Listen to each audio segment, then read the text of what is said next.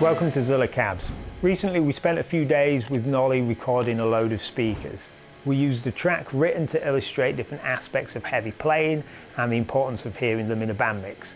In this series you'll find out what we discovered.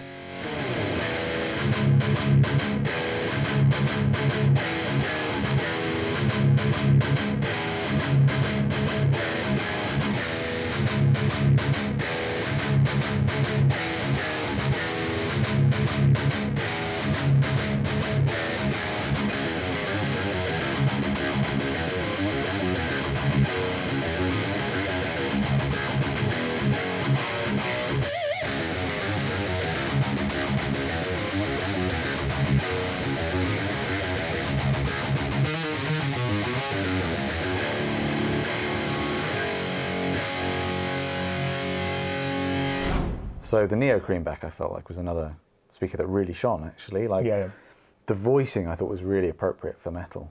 Comparing it, it feels like it's part of the same family with the other creams, because we did the H cream, the M cream, the Alnico cream.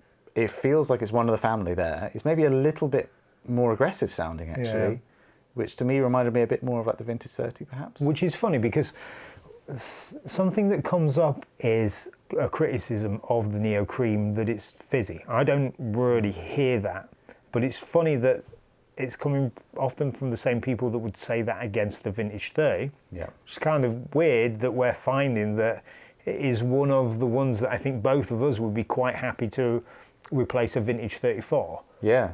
Well, I mean, I think it's very telling that, as you say, like maybe someone that doesn't like a Vintage 30 is not going to like the NeoCreamback. And actually, I think there's a bit of a secret weapon in the fact that it's so responsive, because a big part of metal guitar, especially for like faster playing stuff, like when you come to the production, capturing, engineering-wise and mixing-wise, is controlling the low end on the chugs specifically.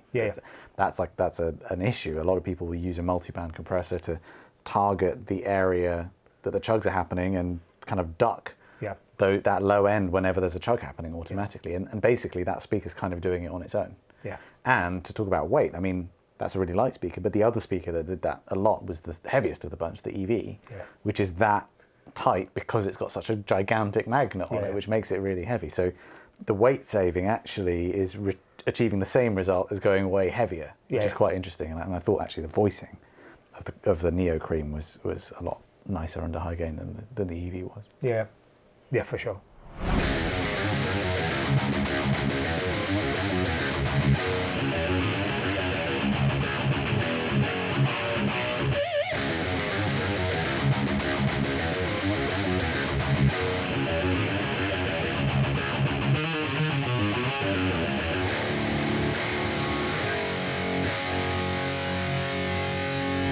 The real positive for me as a cab maker here is we're saying the Neo, for me definitely, I think it's the same for you. It's a perfectly valid choice to go for on its own, you know, on its own merits. It's not a tonal compromise.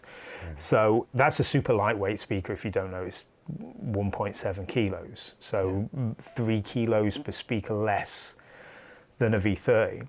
When you're looking at 412s, which 412s are a big part of rock and metal, you're talking high 30s at best, low 40s to often mid 40s.